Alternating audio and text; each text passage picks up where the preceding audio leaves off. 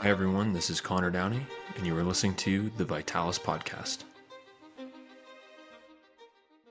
Hello everyone, and welcome back to the Vitalis Podcast. I'm your host, Connor Downey.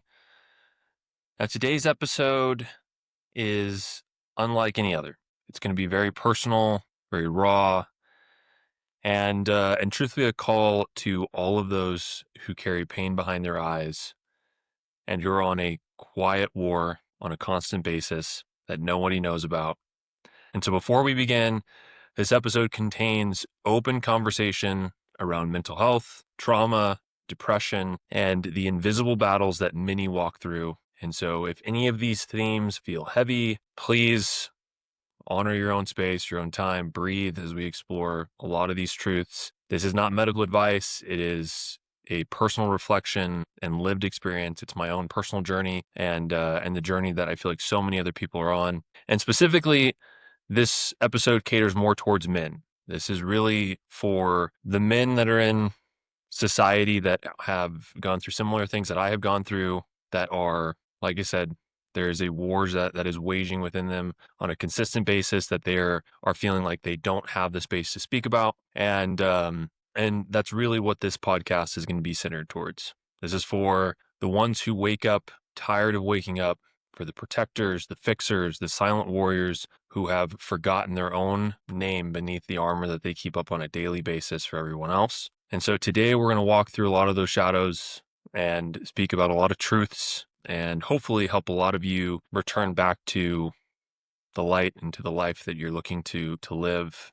And this is ultimately a story about how I reclaimed myself, how I went from barely holding on to learning how to hold a space for myself, for that young 6-year-old that's inside of me and inside of everybody else that is typically long forgotten, and ultimately how I was able to get to a point of peace in my life and where I'm at now. This is really about learning how to nourish the soul and how to basically lead you back to a state of peace.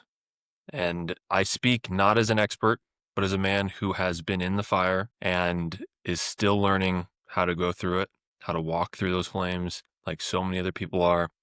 But just like anything on this podcast, my goal is to open the conversation, to speak about the hard topics, to speak about things that deserve a place to be spoken about. And the truth is that we are living through a bit of a quiet catastrophe right now. There are so many men, especially those that are in service-based callings like EMS, military, law enforcement, that are all basically a walking pressure chamber.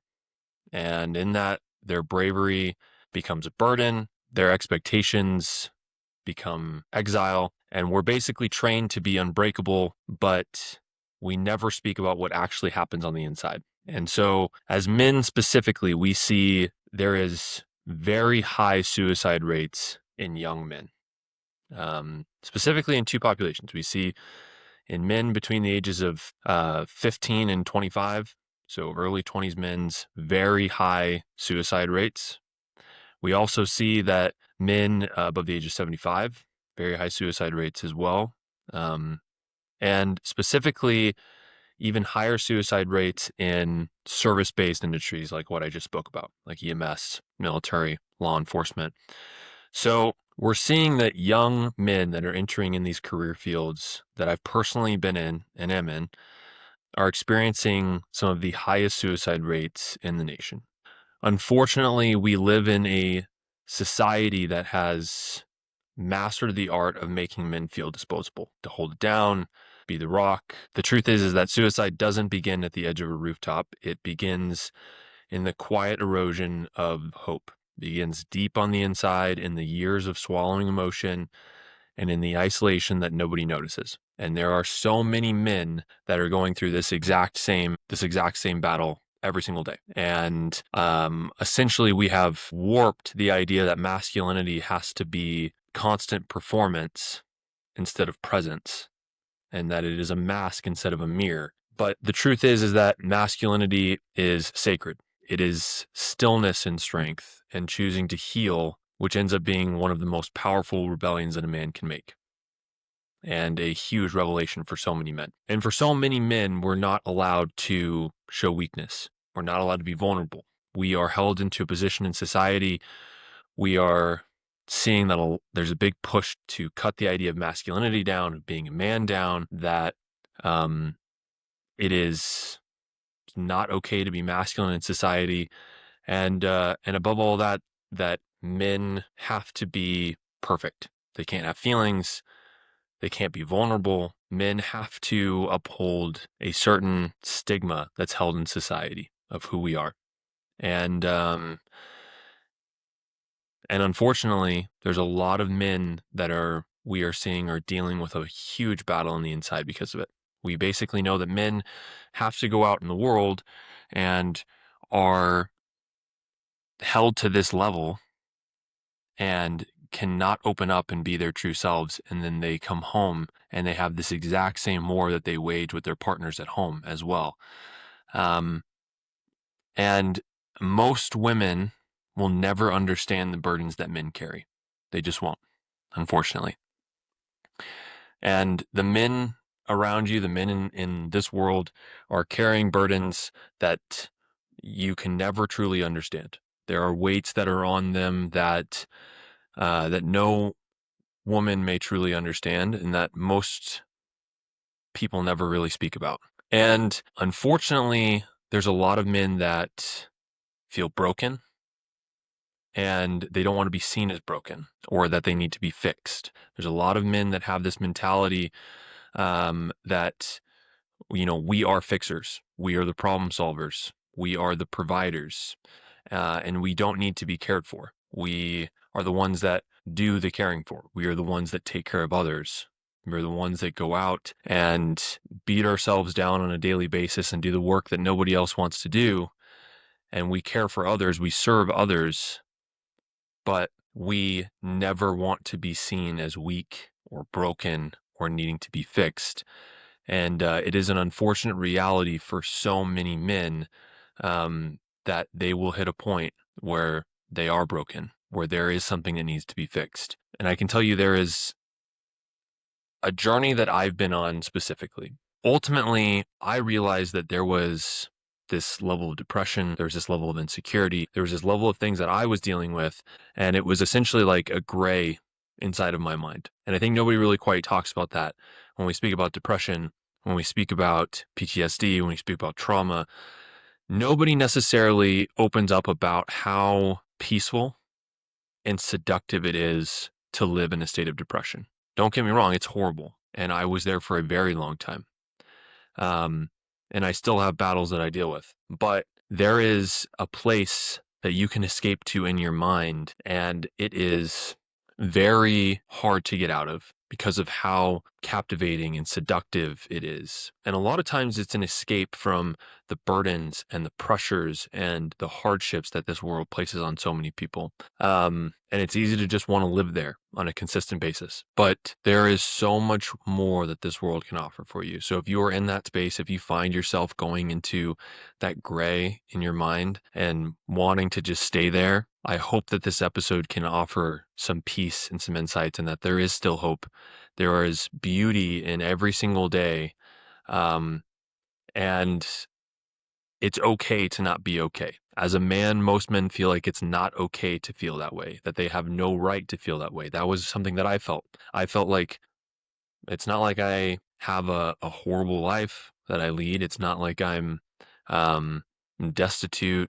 It's not like I'm have anything that I'm allowed to complain about in my mind. So for me, and for so many other men I've talked about or talked with, it is a realization that it is okay to not be okay. That you don't need a reason to feel this way.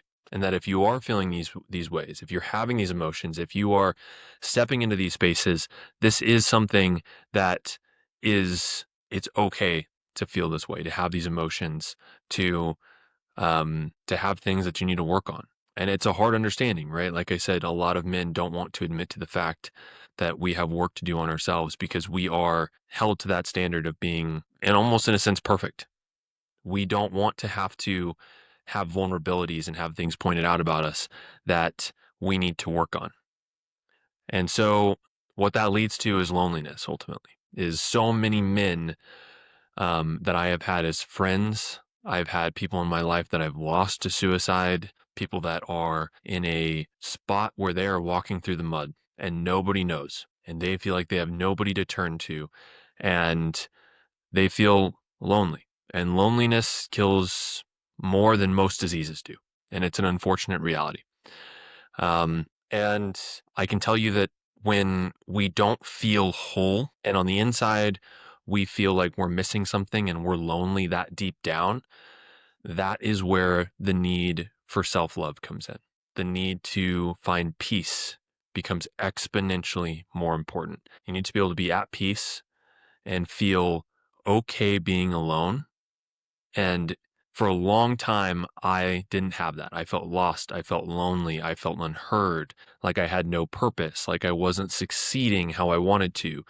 Um, and I had no peace.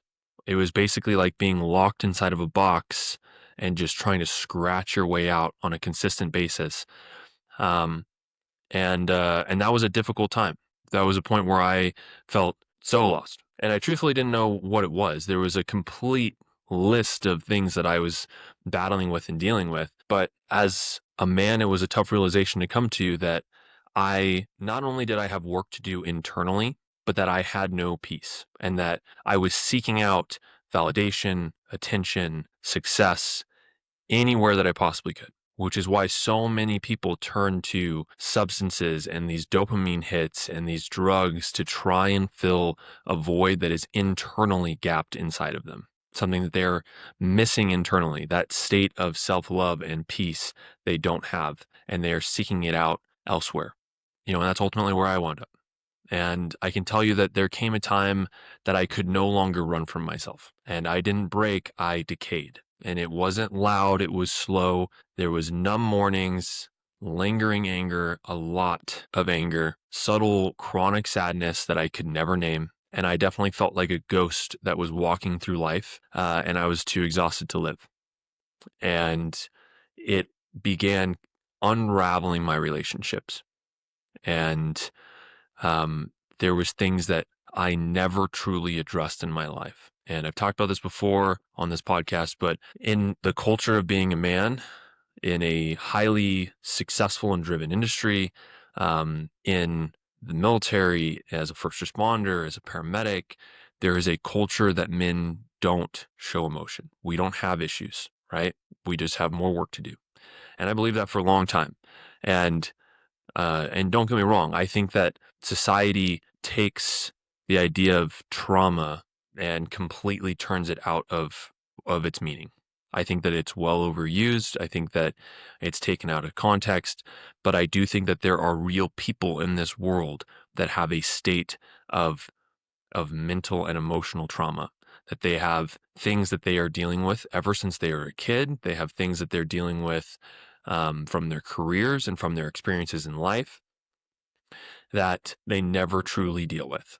Um, Now, I do think that there is a culture right now where everybody glorifies the idea of being broken and having trauma. And so I do think that there is a complete other side of the spectrum, which isn't everything. There's always going to be, um, you know, the exaggerated sides of both. But what I can tell you is that people really have a level of things that I never truly understood until I hit rock bottom in my life, until I started going to therapy and seeking out help and going through all of these next steps in my life. Um, and it all happened when the person that I loved most started slipping away from me day by day, more and more. And my anger was a real thing too that I had to work on. I had the perspective from being in EMS, from working in the oil fields, from my upbringing that men hide everything with work and with anger. That's what we did. And I was a very, very angry person. I was somebody that did not show emotion. I was somebody that was very hard on a lot of people for a long time. Um, and I can tell you that when you are in a long-term committed relationship, that makes a huge impact. There are things that you have to learn, you have to overcome. And I realized that there was, um, a point in my life where there was things that were out of my control. And I speak about men being these fixers because we have to have things that are in our control. We have to be able to control things, and we want to be able to fix them and make them better and put in whatever work we have to. And there hits a point where you can't fix something.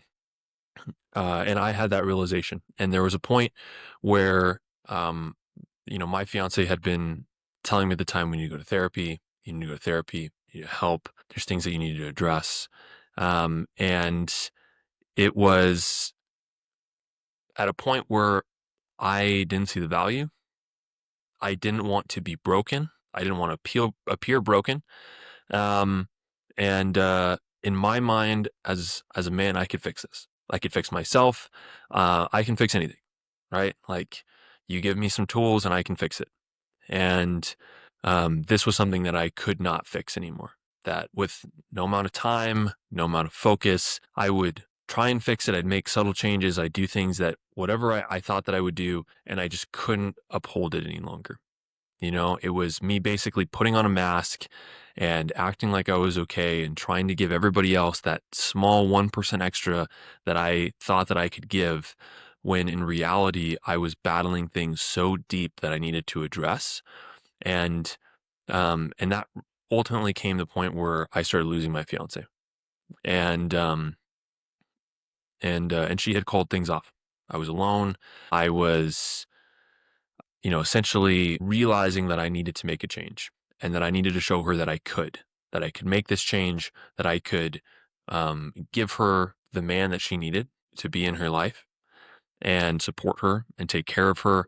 And I needed to step it up. And in order to step it up and be the person that I knew that I needed to be, I needed to go in and get help. I needed to address the things that I was dealing with. And so I had a lot that I had to work on. There was a lot of layers that finally got me down to the root of the issue. I can tell you that counseling was ultimately the doorway. Like, I walked in not thinking that it was going to make such a big difference. And when I started going in there, it showed me how much I have never dealt with, that how much I was never taught how to deal with as a kid and as a teenager, and as, going into adulthood. There was a lot of things that I was never shown how to process. And um, I've been in EMS and in this career field since I was 19 years old. So I have a unique understanding of jumping straight into a career field where you're seeing some pretty incredible stuff. All of that comes to a point of understanding that there are real things that we see in this world. And if we don't process them and we don't know how to deal with them, that they build up. They build up, they become a toxic load that we just carry and carry and carry until we can no longer carry them any longer.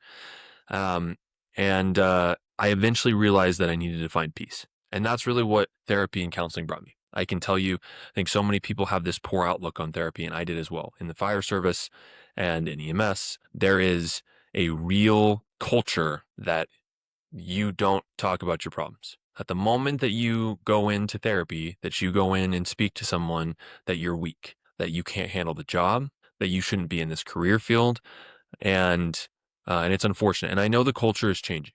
It's not like it was when I first started, but I can tell you that that's how there was a lot of very, very old firefighters and paramedics and doctors that I worked with that instilled a culture in me that's exactly how things were, because that's how they were raised. That's what they were brought into. And the culture is now shifting where people really do realize that, hey, I care about my marriage. I care about my friendships. I care about my kids. I care about how I'm acting outside of work. And it's hard to not let that stuff affect you and bring it home. And it happens to everybody. There are some people that are impacted by different things. And then there are triggers that come back into our life that impact us all over again. And I can tell you, there was a point in my life where my go-to for dealing with trauma was what a lot of people go to. I became an alcoholic. I was isolating myself. I was focused on two things, basically uh, releasing anger in any possible way that I could, and then also in drinking and trying to get rid of it in the evenings. And that led me nowhere. Disrupted a lot of relationships, disrupted a lot of friendships, um, made it very hard to stay in certain careers. And I didn't quite realize it. I never had anybody to guide me and tell me that this was something that you needed to work through. And that's one example. There are plenty of other things that I've dealt with in life as well. And even past that, there were points where I was dealing with things that circulated right back up again. I thought that years ago, shoving it down and moving past it, it wouldn't come back up, and it always does. And that was a hard revelation for me as well in the process of healing, is that as I started going through therapy, and even before I even started going to therapy, there was a lot of things that recirculated.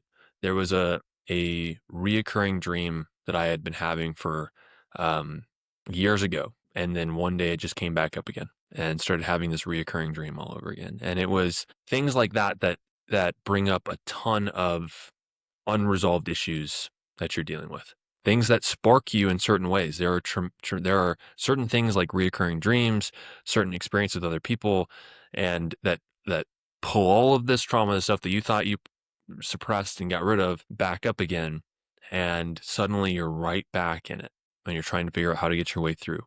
And when you haven't resolved those things, all of a sudden, all of these emotions flood: the anger, the sadness, the despair.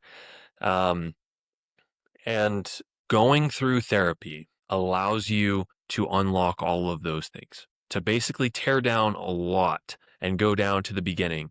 And this was even down to like my childhood and how I received validation and how I was raised, down to the things that really bothered me that I never really got past, including the death of my father, my grandfather.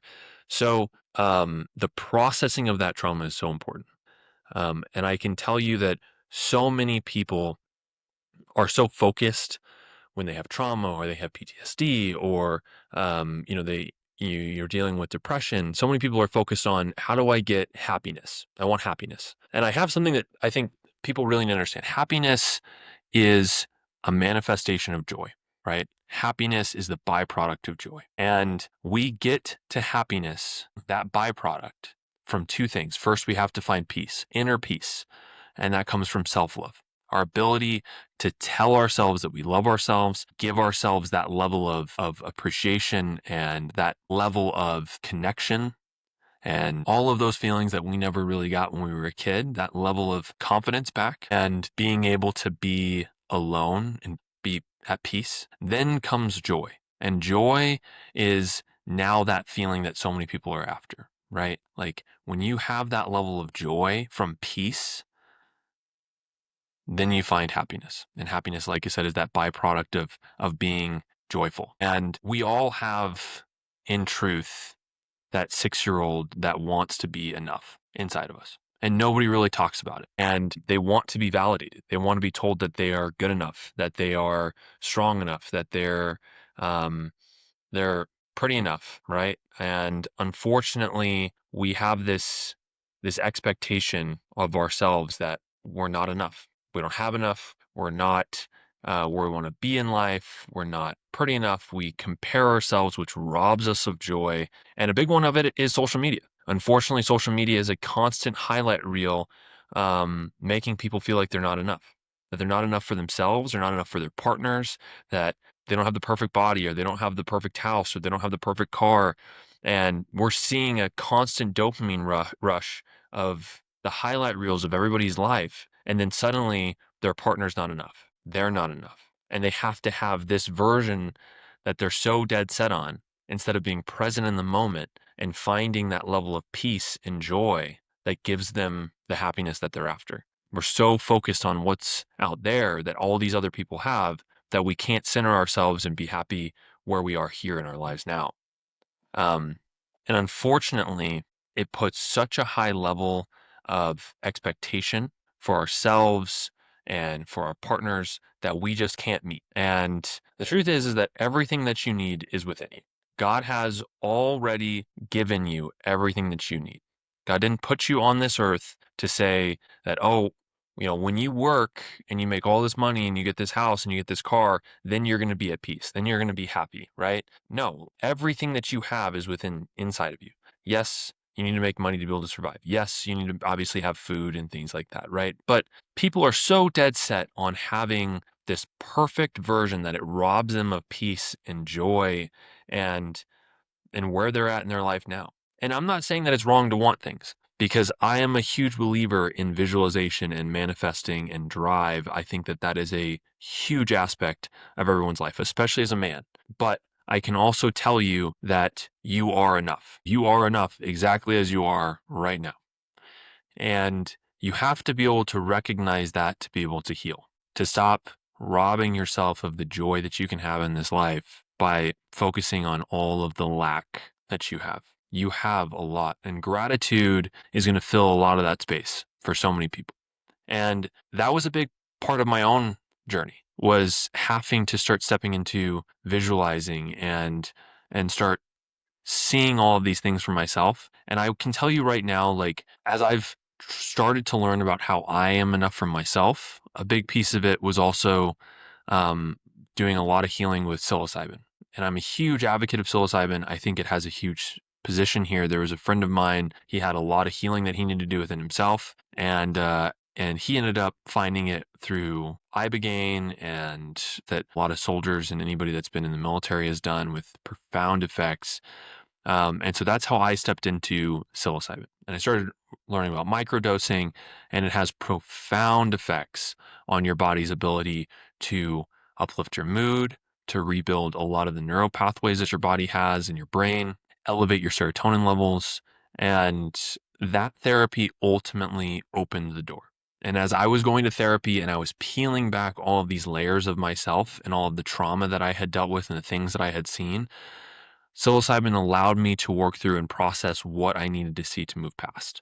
Um, and it basically moved all the clutter out of the way. So there was things that I would be going to therapy for, and I talk to my therapist and say, this is what's bothering me today. This is the issue. This is what's come up. This is what I'm dealing with. And we'd address that, move out of the way. And then it would kind of be something else. And then it'd be something else. And slowly, I started working through a lot of these issues, and I found the root of that problem, right? Which was ultimately self-love. And so there was a point when I was going through this healing journey and I was addressing a lot of these things that I was dealing with, everything from the rough calls that I had as a paramedic, death of my father, my relationship with my father and with my parents, a lot of that stuff, I ended up going through a psilocybin journey and taking a lot more than a microdose. And in that, I did it in a very controlled situation. I'm not out here just recommending everybody go out and just take a bunch of psilocybin. Like, there's a very real process to how you do this. But um, in that time that I had that journey, I had this amazing visual experience and just deep understanding of myself, where I saw there was a point in my life where I really started feeling like I wasn't enough as a kid. And this was back probably around the time that I was 6, 7 years old. And I can remember um, seeing in like this golden haze myself as a 6-year-old kid. And I'm trying to find my bus, and I can't find my bus. I'm lost. And this was the time in my life where I had started noticing that I was feeling like I wasn't enough, that I wasn't smart enough, that I wasn't capable enough. That was really where I started having a lot of those feelings, where it started beginning. And I can remember in this haze, as I am now, walking up to my 6-year-old self and giving myself a hug and telling myself that I love myself, that it's going to be okay, that I am exactly as I need to be right now, that I didn't have any expectations. There wasn't anything else that was needed of me. I was exactly as I needed to be.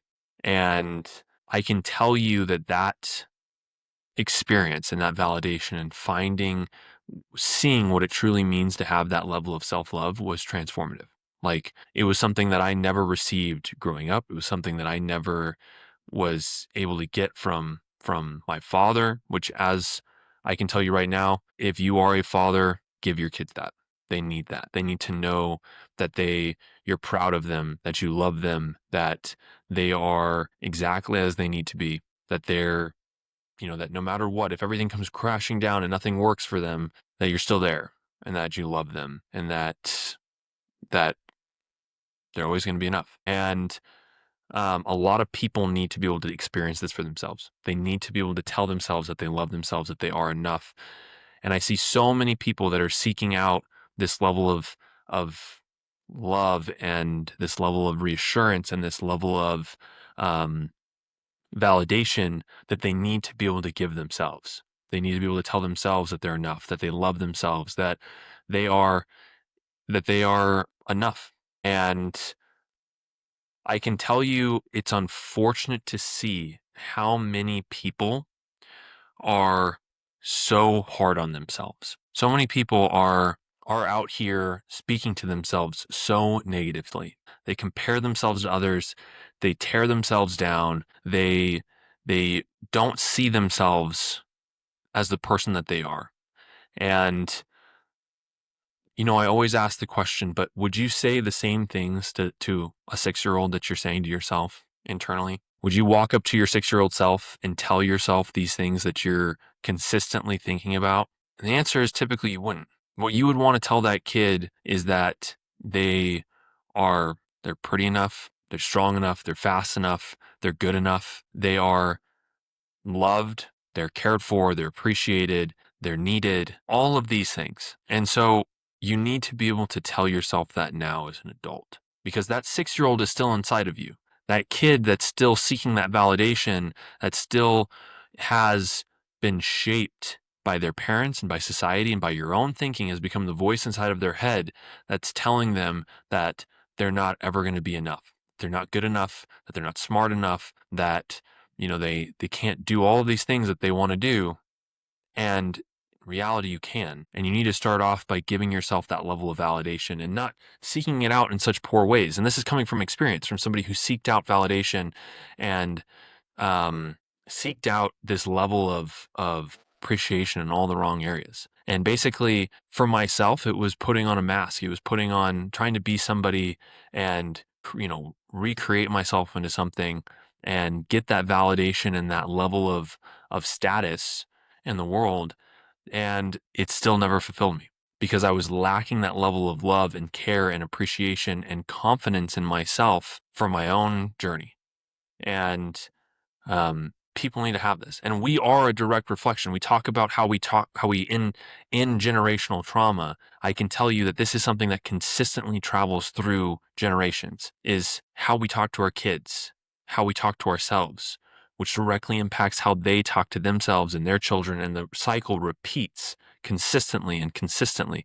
And the best way to interrupt that is to start by talking to yourself the way that you should have always been talked to and you should have always thought to.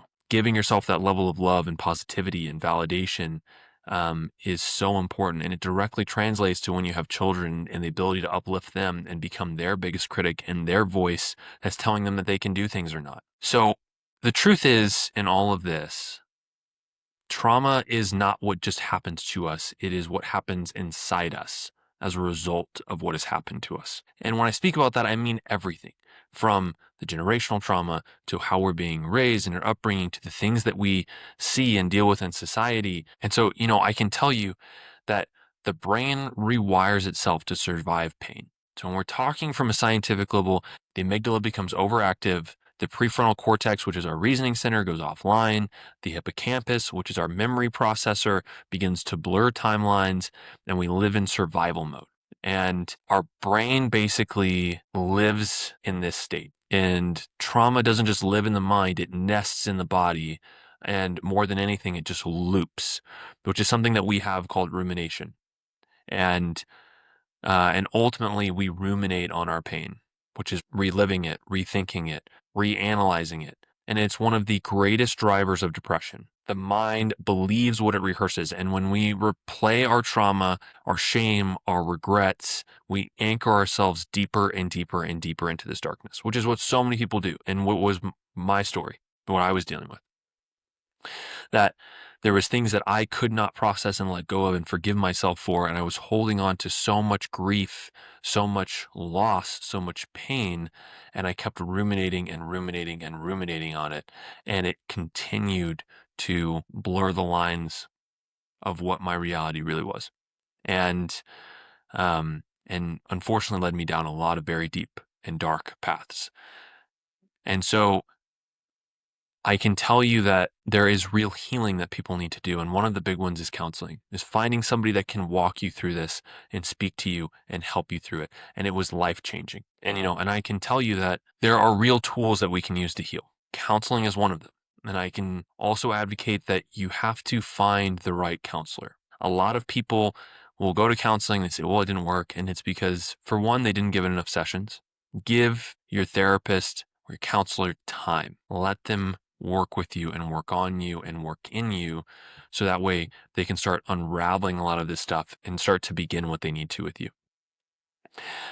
And then don't be afraid to find the right person that fits. If it's not the right fit, find somebody that is the right fit. I see so many people that never feel like they get enough out of therapy, or they never heal because they just don't have the right connection with their therapist. So find the person that you connect with. Find the person who's going to help you heal on that level that you need. Sometimes it's not always the first person that becomes the right person, and that's okay. Give it time. Give it a few sessions. But if it's not working and it's not the right connection, it's okay. I think so many people think that, well, this is just therapy in general, and it just didn't work for me.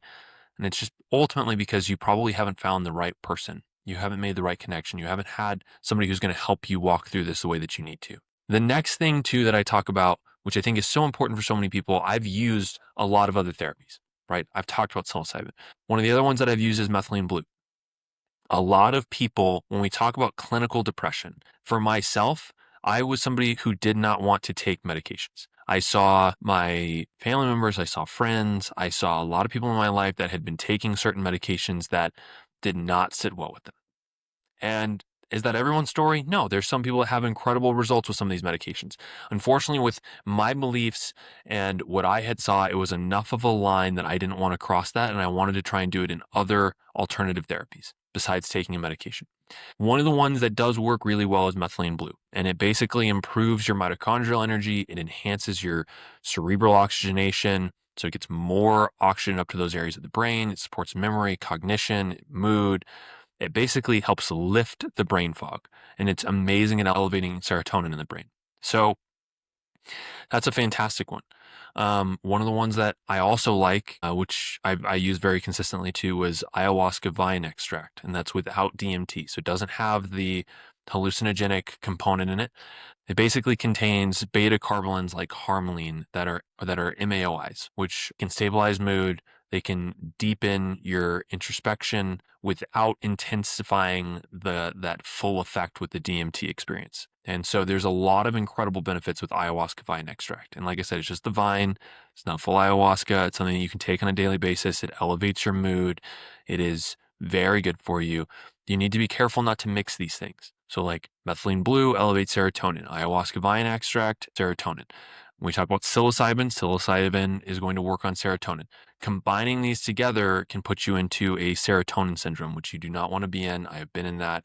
And when you talk about really not feeling like yourself and having the opposite effects, you don't want to experience that. So don't combine these. Stick with one, see how it works. Stick to the other one, see how it works.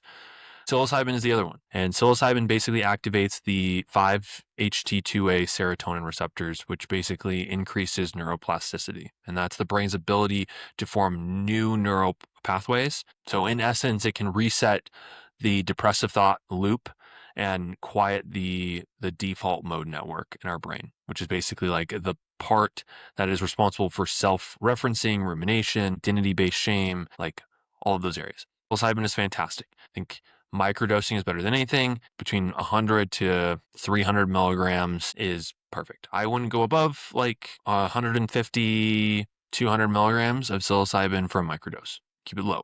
That's like a daily psilocybin dose. Above that is where you start having a lot of those other effects. The other thing too that you start noticing is having a rotation. I can tell you a lot of people do very well when they're taking a microdose, doing 1 day on, 1 day off, or doing 3 days on, 2 days off. There's a lot of really good benefits with that. Some people will do 2 days on, 1 day off. So every kind of third day they take off. That is a really, really good rotation for a lot of people. So keep that in mind. The other one is ketamine. And ketamine works very quickly and powerfully. It increases BDNF, which is your brain-derived neurotropic factor, and it promotes regeneration of damaged neuronal connections, especially in those with treatment-resistant depression. So people that have gone through treatment and not had any benefits, there is great benefits when it comes to ketamine, especially with rebuilding serotonin receptors. We see that anybody who has had depression for over a year straight has a massive loss of serotonin receptors in their brain. And ketamine's ability to rebuild those with brain derived neurotropic factor is fantastic. So, um, within hours, it can create a complete perceptual shift and open the mind, basically break free from that relentless grip of hopelessness that so many people have in and around depression. Um, so ketamine is fantastic. It's one of those ones that you need to do very controlled. And they are openings, moments of grace. They allow us to step outside of the storm that we are constantly dealing with on a consistent basis. So I love psilocybin. I love ayahuasca vine extract. I love all of these other therapies. But there is one medicine that is greater than all of them, and it is self-love. It is truly the deepest discipline that a human being can cultivate. Self-love is basically saying that I no longer am abandoning myself. It is self-love that says I deserve peace, not punishment. And it is self-love that rewrites the identity from I am broken to I am healing and I am becoming something more. And the root of depression is often not biochemical. It is a disconnection from yourself, from your spirit, from truth. We basically forget who we are. We basically don't remember our worth. Um, we believe that our worth is conditional, and we seek love in the eyes of others because we've never found it in our own. And let me repeat that. Repeat that again. Listen to it. We seek love in the eyes of others because we've never found it in our own. The science basically backs this as well. There's studies of self-compassion that show those who regularly practice inner kindness have lower cortisol levels, healthier vagal tone, so their nervous system regulation is better. They have less inflammation. They have increased serotonin and oxytocin in the brain. So peace is not a place that you find, it is a practice that you return to. And the most powerful act of healing is not seeking to escape, but to look in the mirror and say, I choose to stay and to heal.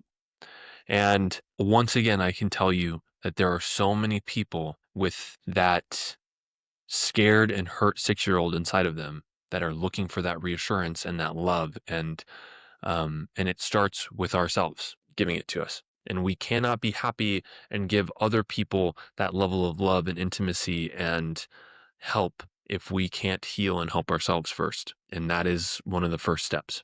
So, what do we do practically, right? Here's what helped me reclaim the pieces of myself. Counseling was number one, and not as weakness, but as witnessing.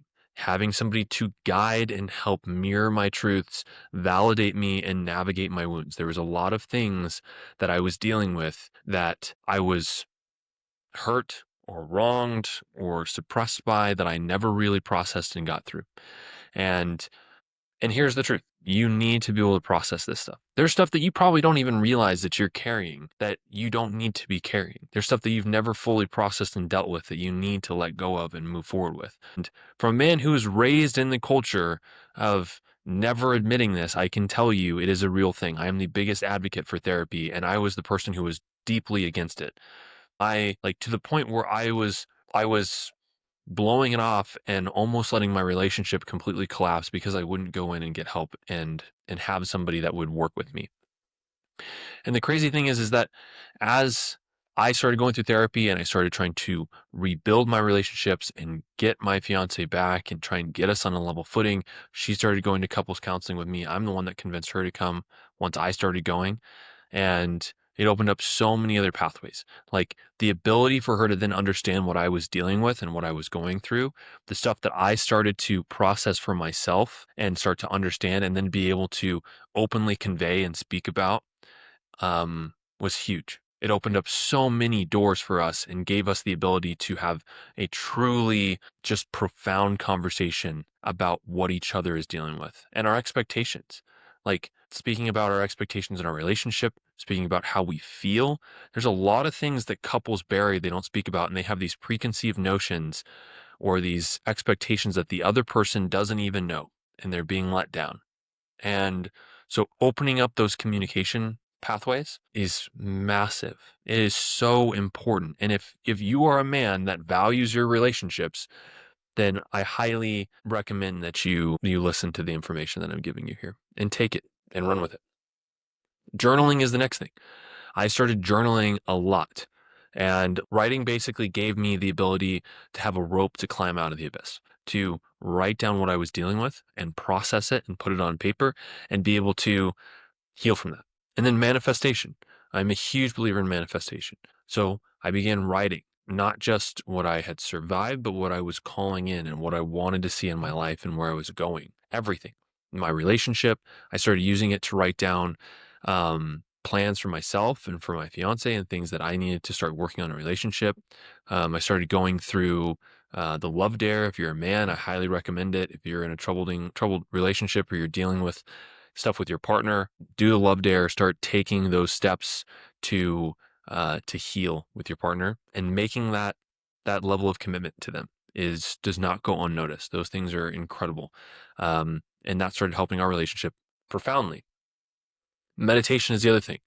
Meditation, and I don't just mean empty stillness, but basically embodied presence, and the place where I basically remembered who I was beneath all the noise, where I could recenter myself. And I'm not talking about meditation like a monk. I'm talking about sitting in silence and ruminating and thinking and writing things out and clearing all of the noise and the pain and processing stuff. That is real meditation. And focusing on your breath, having breath work, being able to calm yourself, put yourself into a parasympathetic state, relax your nervous system. All of that comes with meditation. The other piece was gratitude. I can tell you that gratitude is so important. Um, Gratitude is not just as a trend, but as a discipline. Gratitude rewrites the brain into a new emotional baseline. And you cannot be in a state of upset or anger or sadness if you are experiencing gratitude. So every morning, every evening, I would write down what I'm grateful for. And I would put that into a process of what am I happy to have? What am I grateful for? The people in my life, the good and the bad, because the bad shapes you as well. And then I started detoxing, physically removing everything like parasites and mold and plastics and all of these things that are going to disrupt how you're feeling too. These have profound effects on your mental status as well. So if you're not eating cleanly and doing all the other things that we talked about in this podcast, that is a huge point when it comes to your mental state as well. If you're dealing with depression, you're dealing with all of these struggles in your life, start looking at what it is that you're putting into your body and what you're exposing yourself to. And then movement, walking, exposing myself to, you know, going to the gym, lifting weights, basically pushing my body in a number of different ways to release that stress, empower myself, lift my endorphins, give myself that level of gratitude and success in other areas as well. So take those with a grain of salt and use those in any capacity that you can. So the other thing that I want to talk about on this podcast is a man's purpose. And I can tell you there's a quote that I heard a while back by Chris Williamson. It was on one of his videos.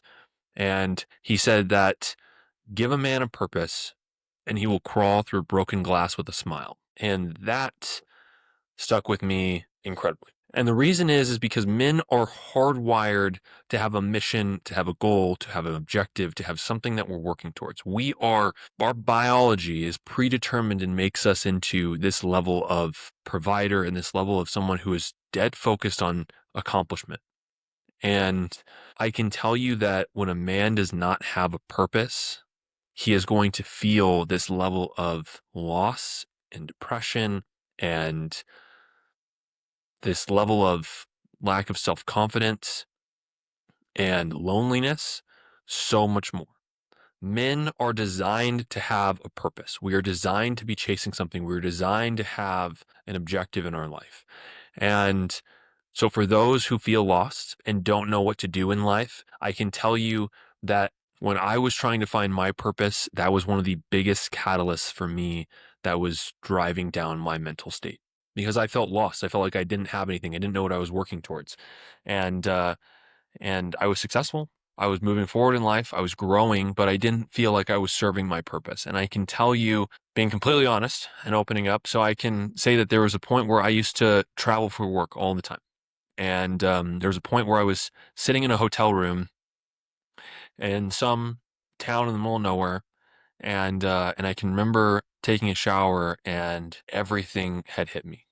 And I had been going to therapy. I had been opening up some layers. I had stuff that I had started to have to deal with again. And suddenly I was just visualizing myself just essentially slitting my wrists and laying in that tub. And that was a hard moment for me.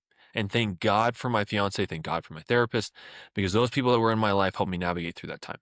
Um, I am so grateful for my fiance to have pulled me out of that, to gotten me through the challenges. She is my biggest rock, my inspiration. She's a person that has helped me through every possible thing that I have had to deal with in this life, and I would not be where I am today, if not even still here without her. And so, if you have those people in your life, lean on them. We need them. There are people as men that we need to be able to lean on, that we need to hold into our lives, and that are there for a reason. And I can tell you right now that you have friends, you have people in your life that if things go wrong, they're there for you. They will walk through the mud with you. And if anybody that's close to me was going through something similar that I have, I would want them to call me. They better call me, because to take that away from me, my ability to be there to support them, to walk through the mud and sit there in the mud with them and get through that time with them is unfair as a friend. And that's even for her. If she was ever going through something, I would want to be that person that can sit through the mud and walk through that with her. Um, and so you have those people in your life. That is what the true meaning of a friend is, to have that kind of person. Um, and your partner should be your number one friend. They should be your biggest advocate, your biggest cheerleader. They should be everything that you need in this life. And men need it just as much as women do. There are men that are struggling with burdens, like I said at the beginning of this episode, that people will never know about, that some women will never understand. And it is important for them to be there, to be able to be leaned on. Um, and as a man, you need to be able to put your pride down and accept the fact that you're not perfect. You are not always going to be the person that you need to be. And you are going to need people at some point. You are going to be the person that ultimately needs the helping hand. And that's okay, because there are things in this life that that are unavoidable for us. There are things that we can't escape. And at some point, everyone needs that person. So understand that. But a big piece of that led me to find my purpose. I can remember sitting down and wondering what I was doing with my life. Because at that time, I felt like I had no purpose. I was ruminating on the idea of, why am I here? What's the purpose? Why am I on this earth? What am I serving? Who am I helping? Right? And it came to the realization of really four things that I tell men now. There's several people that I've helped to find their purpose and move forward in their life. And so I invite you to do the exact same thing. And so the first thing is this: if you are struggling to find your purpose in this world, write this down. First, what are your talents? What are your God given gifts, right? That's number one. What are you good at that you maybe do better than anybody else? Those are your gifts and your talents. Then, what do you enjoy doing? What makes you happy? What brings you peace? Okay, that's number two. Then what are you passionate about? What lights a fire in your soul that every day you could just speak on non-stop? That's number three. And then the fourth one is what fulfills you. What gives your life meaning, right? What makes you feel like you're making a difference? When you can find what is accomplishing those four things for you, that is your purpose. That's why you're here. And so for me, um, when I was a kid, I can remember that there was a point where I talked all the time. I loved talking. I loved educating. I loved helping people. I loved just speaking about things. And I can remember there was a lot of people that were very close in my life when I was that age that shot me down, that told me that I talked too much, that told me that I needed to shut up. And it led to me feeling dumb, and it led to me feeling like I was unheard. It led to me feeling like my voice was basically taken away. And then that ultimately fueled me being scared to do stuff in school, speak up in school, put myself out there in school, do plays in school. It wasn't until I was in high school that I actually joined the debate team for a girl. She was the only person that pushed me to do this, and ended up opening up so many avenues, pushing me out of my comfort zone, and then reigniting my ability to speak because I felt like I had no voice.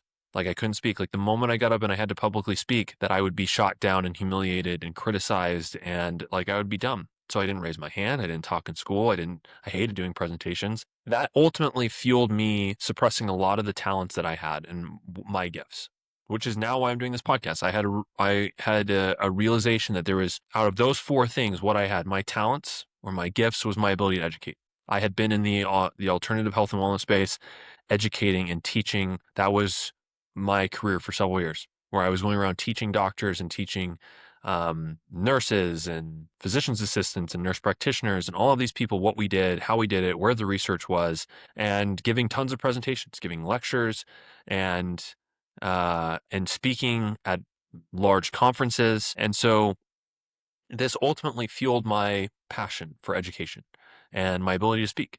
So then, then I started realizing, okay, well, what makes me happy, right? What brings me peace? I love helping people. I love being able to educate them and lead them towards their goal. What am I passionate about? I'm passionate about alternative health and wellness. I'm passionate about healing. I'm passionate about, um, all of these things that modern medicine doesn't necessarily tell us, or Western medicine for that matter, doesn't necessarily tell us. And then what fulfills me, right? Being able to use those things, the education, my ability to speak, and specifically on alternative and preventative health, and use it to help other people. That was what fulfilled me. Seeing that success in other people's lives and bringing them closer. And a lot of that stemmed from my experiences. A lot of that came from losing my father and my grandfather, and having and close friends to cancer, and not being able to help them in the capacity that I can with so many other people now. And that made me realize what it was that I was passionate about, what I cared about, what my purpose was. And then that led me into so many other things, starting this podcast, to starting the Vitalis brand, to doing so many things that I'm doing now, doing coaching and helping with so many other people on a consistent basis, and mentoring so many other people, including young men that have been in the same exact boat that I'm in, or feel lost or feel unheard or don't know where to go with their lives. So we go through these things for a reason, to build us, to shape us, and so that we can help others in the future with the same things that have ultimately prepared us, right? We go through these things that if we didn't, we wouldn't be ready or have the knowledge for what we want to have in the future. And, some people ask, so why was I stuck in the relationship that I was in for so long, or in the job that I was in for so long? Because it showed you and taught you, but above all, it sculpted you and trained you to be able to handle the right relationship in the future, or the business that you open in the future. Pain or setback is always a portal and a lesson. And so you're not stuck. Let go and find peace, that good will come. I see so many people so hyper focused on the bad, on the lack, on all of these things. And ultimately, just as an example, I couldn't understand why I wasn't where I wanted to be, and I wasn't happy. And when I went to therapy and I worked on myself and I found peace and self love, I realized what I wanted. And I also realized why life put me through what it did. And it helped me to learn what I needed to learn so that I could help others and so that I could handle it. It basically became my inspiration. We talk about everything that I have that led me to this point. It was all for a reason. The loss of those with cancer in my life, and my work in education and preventative and alternative health spaces, brought me where I needed to be so that I could do what I'm doing now. And above all, so that I could handle it. So I had the education and the experience and the accolades, in a sense, to be able to turn back to when I needed them. And so that way I appreciated it. And it became the catalyst to basically help others. It basically allowed me to be prepared for what life is going to bring to me. And I see so many people that are so worried about where they are now in life, and they're so focused on the lack, that they don't realize that right now they're being sculpted, that they're being built, that they're being developed so that they can handle these things in life, um, and so that they don't just give up and throw them all away, which is exactly what I would have done. If I was given what I'm doing now 5 years ago, I would have never appreciated it. I would have never had the education and the knowledge, and ultimately the experiences to be able to help the people that I wanted to. And I wouldn't have had the value that I had. It wouldn't have been my journey, my goal at that point in life. I would have let it go. I would have thrown it away. And, and the same thing with relationships. I had to go through the things that I had to go through so that it would force me to actually heal and open up new doors and train me. Like, there are reasons that we go through the things that we go through. The other thing that I'll tell you too is that manifesting is real. And I said it earlier, but when you can find peace and love in yourself, and you can combine that with gratitude and visualization and positive affirmations, you attract exactly what you want, which is the key. People ask, okay, I believe in the law of attraction. I believe in how we speak, only being able to use a positive in every sense. So, not saying what I don't want, but in turn saying what I do want.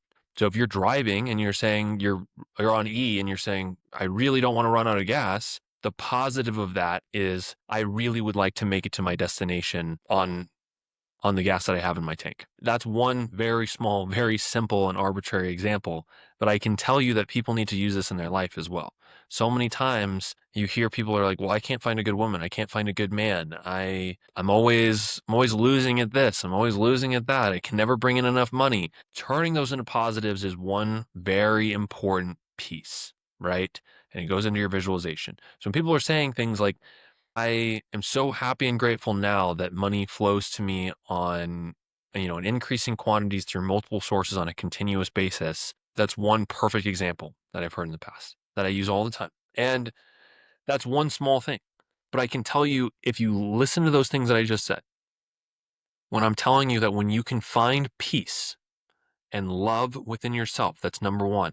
You have to be at peace. You have to have self-love. You have to be able to be comfortable with who you are and where you're going, and give yourself that validation, give that 6-year-old that's inside of you that love and that appreciation and those affirmations. That is step number one. So finding peace and love in yourself, and then combining that with gratitude. Love and gratitude is the strongest emotion that there is. And when you can put that out into the universe, that you're constantly grateful, the universe is going to give you more and more to be grateful for. And every day you should wake up and how can it get any better than this? How can it get better than this? And the more you can do that, the universe is going to meet you and deliver you with more to be grateful for, with more that just makes it better and better. And the same comes when it comes to visualizing and having positive affirmations. You have to be able to visualize. You have to see. If you listen, like Dr. Joe Dispenza, and you listen to anybody that's in and around epigenetics and neurology and neuropsychology, there is a real piece when it comes to visualizing. You listen to Tony Robbins, your ability to put yourself in that state. If you're on a roller coaster and you see yourself going over the top, not just thinking about the roller coaster and going over the top, but putting yourself in the front seat, feeling it, feeling that emotion, feeling that gratitude, feeling that visualization. So whatever it is that you're visualizing, whether it's financial or it's your level of success or it's your family, you want to have kids in the future, you want to, whatever it is, you're working on fertility. I can tell you, visualizing that and putting yourself in that level of how you would feel with that news that you want to receive. Maybe you have a cancer diagnosis. I can tell you, visualizing and what you ruminate on and what you think about will directly fuel the good or fuel the bad inside of your body. So huge piece when it comes to disease and comes to cancer is positivity and allowing your body to stay on that track. There's a lot of research when it comes to the brain's ability to manifest certain things, even in the physical realm, is very real.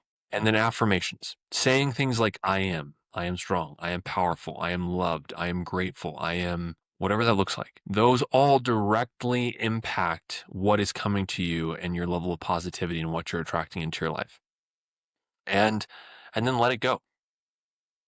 And you have to let it go and know that it will come to you in time, that you are being built and you are being forged right now.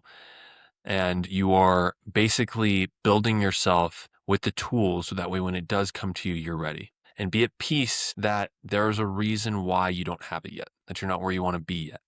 And that level of peace, there's a lot of people that are, we talk about when you're trying to find somebody, right? People are like, well, the moment you stop looking, it comes to you. They're like, oh, that's not true. It's because you're still looking, right? Like, you are still actively going out and searching for this person or wanting them to come into your life, or actively, like, you have to let it go. Know what you want, focus on it, right? And provide those level of manifestations, but then let it go. And what's going to happen is going to happen, and it will eventually come to you. But I see a lot of people waste time in their life. They will lose the now. They will lose what their peace and their ability to live life so focused on what they don't have and where they're headed in life, and that it's not there, that they ultimately end up wasting so much energy, so much love, so much peace, so much opportunity for so many other things. Opportunity to grow in so many other areas, opportunities to grow themselves professionally, financially, relationally. There's so many things that people have the opportunity to do and to realize and to get in life when they are present. And so don't let yourself rob yourself of what you can experience in life every single day by not having peace and letting go and being so hyper focused on your future. And I am guilty of that. What I'm telling you right now is what I've personally done several times over, which is focusing on what I don't have or focusing on where I want to go and not what I have now. And that comes from a state of peace. You have to be able to be in peace, to let that go and know that things will come to you, that you're engaging in active patience. You are actively working towards something, but you know that with time, it's going to, it's going to come when it comes. And, the truth is that so many people are out here and they're praying for rain, but they're doing nothing for their fields. And so if you're out here in that analogy and you're praying for rain, you're praying for a miracle, you're praying for things to come to you, but you're not out actively working on it or working on yourself or in your life, you're not preparing your fields, then you're not going to be ready when the rain comes. So take that for what it's worth.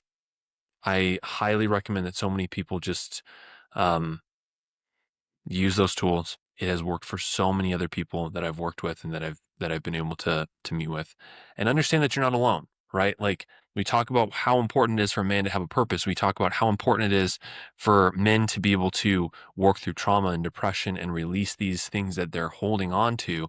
Um, and from a person who has dealt with it, who has come from the culture, I can tell you, I hope that you listen to what I have to say and that you take it and you run with it, because it will change your life. It will. Now, I want to say this to all the men that are listening too. You have likely carried more than most will ever understand. And you have stood inside of chaos while others have ran. You have likely watched things that you can never unsee. And when you were expected to go home, you were expected to be normal. And the truth is that you're not here to be numb. You are not here to just perform and be strong. You are here to be whole. And the truth is that masculinity is not stoicism. It is that true sacred presence. And you are allowed to feel. You are allowed to rest. You are allowed to heal. I want to say that again. You are allowed to feel. You are allowed to rest, and you are allowed to heal. If you're listening to this means that you're still here, and that is something sacred in and of itself. So don't abandon yourself one more day. We don't need more perfect men. We need more whole men. Men that are willing to be leaders, that are willing to uphold this truth and this level and educate the coming generations and the coming men as years continue, to be there, to be present, to lead, to be whole, to support their families, to support their children, to restore that level of care and upliftingness into future generations. So if you hear one thing in this entire episode, let it be this: you are not alone. You are not your trauma. You are not your silence. You are not the numbness that visits in the dark. You are the one who lived. You are the one who still chooses breath. Begin with breath. Sit in stillness, write the letter, take the walk, book the session, speak the truth, try the medicine, return to your body. Let your healing be the act of rebellion, and let your peace be that revolution that your body needs. And to the younger you that is still waiting to be seen, I see you. And to anybody out there who doesn't feel like they're enough, that doesn't feel appreciated, you are. You are loved. There are people around you that love you. And to the man that you are becoming, I welcome you back home. So anyone that is out there, if you are dealing with any of the things that we spoke about, if you feel lost, if you feel alone, if you feel like you don't have a purpose, if you don't know why you're on this earth and you are seeking something and you don't know what it is, if you are at the end of your rope and you don't know where to go and where to turn, and you need someone to speak to, I encourage you to please reach out to me. I am here. And there are people in this world that are here for you, that are here to support you, that will help you on your journey, on your process. You are loved. You are needed. You are a blessing to this world, even if you can't see it yourself. So please, I encourage you, if you need somebody, I am here. And ultimately, if you're battling through this, I recommend it above all. Start the process. Go to therapy. Find somebody who can help you navigate through this. Start peeling those layers out. Start working on yourself. Start journaling. Start meditating. Start healing and finding that level of self-love to forgive yourself, to process grief, to allow yourself to heal, to tell yourself that you are enough, to give yourself confidence back, to believe in yourself, and then work through the rest of the process. And healing is a journey. It happens day by day. I'm continuing to heal, continuing to work on myself every single day. But I can tell you, this is a real journey that leads to so much more. And for those of you out there that want something more, this is really the start of that journey. This is how you get there. It is very difficult to get past that ceiling or to get to the other levels in your life that you want to get to without being able to heal from the inside. And then ultimately, if you want to have a family and you want to, be the right kind of husband or father or anything that you need to be, it's very difficult to give that if you don't have that healing and that self-love prior. So I hope this helps. I hope I've be able to offer some real insights, things about myself that I haven't really talked to a lot of other people about, but I hope it offers encouragement and truth that there is a real path. And I can tell you that from these steps, the things that I've done, the very things and therapies that I've spoke about in this episode, it has helped me enormously. It has helped me in my own levels of depression, own levels of self-doubt and poor thinking and negative thoughts. It's helped me to correct all of that. It has helped me relationally. It has helped me to become the man that my fiance needs, the man that I have wanted to become prior to ever having kids. And I know that I want to have children very soon in the future. And it has helped me become the friend that I've needed to be for a lot of people and ultimately unlock what I now believe is my purpose that I thought that I was lacking, and what ultimately, if I hadn't found it, probably would have been a very, very hard road for me to continue to go down in this world. So if there's any light to that, take it for what it's worth. And I hope this advice reaches somebody out there that needs it. So till next time, again, thank you all for tuning in. And I am so grateful to have every single one of you listening to this, every single person that is tuning in, taking time out of your day. I'm so grateful. I am sending plenty of love and gratitude out there to every single one of you. This wouldn't be possible without anybody else that's been listening, and the feedback has been incredible. So I hope this one reaches those that need it most as well. So again, until next week, thank you all for tuning in. Thank you for tuning into the Vitalis podcast. If you found value in today's episode, we would be so grateful if you'd leave a rating and a review. It truly helps us grow. And share this episode with friends and family who are also on a journey towards deeper health and truth. To stay up to date on weekly episodes, be sure to subscribe on Apple Podcasts or Spotify, and follow us on Instagram at the Vitalis Podcast. Please remember the content shared on this show is for educational and informational purposes only. It's not a substitute for personalized medical or mental health advice, nor does it establish a provider-patient relationship. Always consult with your physician or qualified healthcare professional before making changes to your health protocols.